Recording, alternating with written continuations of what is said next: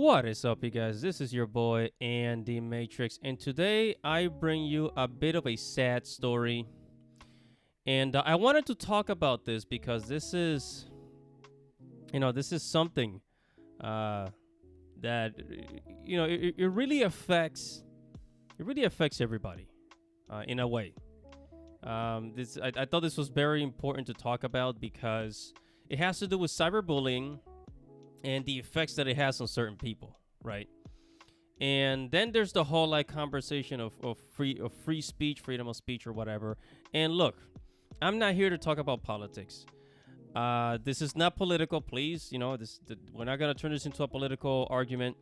This is from the New York Post, and this is about a Japanese wrestler, very cute one, by the way. Her name is Hana Kimura, a very cute Japanese wrestler. It says Japan makes cyberbullying punishable by up to a year in prison after reality TV star commits suicide. Now, I think I know why. Because cyberbullying, you have to be able to identify. You have to be able to identify cyberbullying to then decide, what kind of actions would people have to take online that would put them in jail. This is the argument here. But you also got to remember, this is Japan, so things are a little different over there. So let's go ahead and get into it. But before we get started, guys, make sure to subscribe to the channel. Make sure you hit the notification bell. Okay, I talk about Japanese culture, things that are happening in Japan, traveling to Japan. So if you're into that, make sure to subscribe to the channel. Now, on we go. So, Japan makes cyberbullying punishable by up to a year in prison. So if you bully somebody on the internet to the point where they commit suicide, I think online security on Japan, they're gonna go hunt you down and throw you in jail, right? So basically, this girl here, very beautiful chick, she was bullied on the internet after she was in a reality TV show, and then she got hundreds of hateful messages, and eventually she decided to end her life. Right? She decided to end her life. And one of the reasons, I'm just going to say this now, one of the reasons why I think Japan went ahead and made this law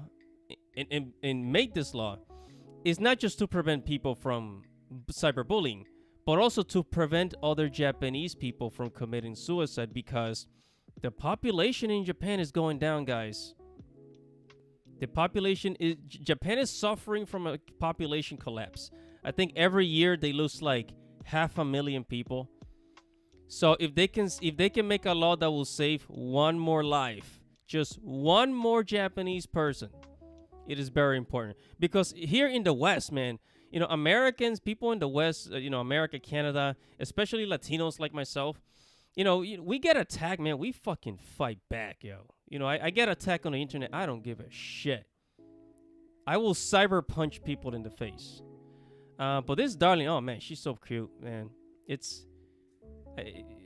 feel bad. You feel bad, man. Anyways, let's go ahead and read really quick what they're saying here. So here it says Japan's parliament approved penalizing criminal defamation by up to 1 year in prison after the suicide of a young reality TV star prompted a national debate over cyberbullying. Right? It says the country decided to strengthen the defamation law after Hana Kimura took her own life at just 22 years old. Boy, that escalated quickly. I mean, that really got out of hand fast. In 2020? 22 years old? Jesus! She was still young. She could have found a husband, had some kids, provide Japan with more children. Damn. Kimura, a professional wrestler, was subject to daily barrage of insults on social media after she appeared on the massive popular Japanese reality show Terrace House, which follows 3 men and 3 women temporarily living together at a shared house in Tokyo. She received hateful messages after her performance was criticized in one of the episodes just before her suicide in May 2022. Wow, right in the pandemic, yo. And also during the pandemic, you also got to remember a lot of people were lonely. So the fact that a lot of people were locked up at home didn't make things better, honestly. I think if we were not locked up, and she could have gone out or something, she could have gone to her friend's house, her family, get some emotional support, and and this wouldn't have happened. But God, man, I feel for the girl, man. I feel her. That sucks, man. That freaking sucks. She received hateful messages, and her performance was criticized in one of the episodes.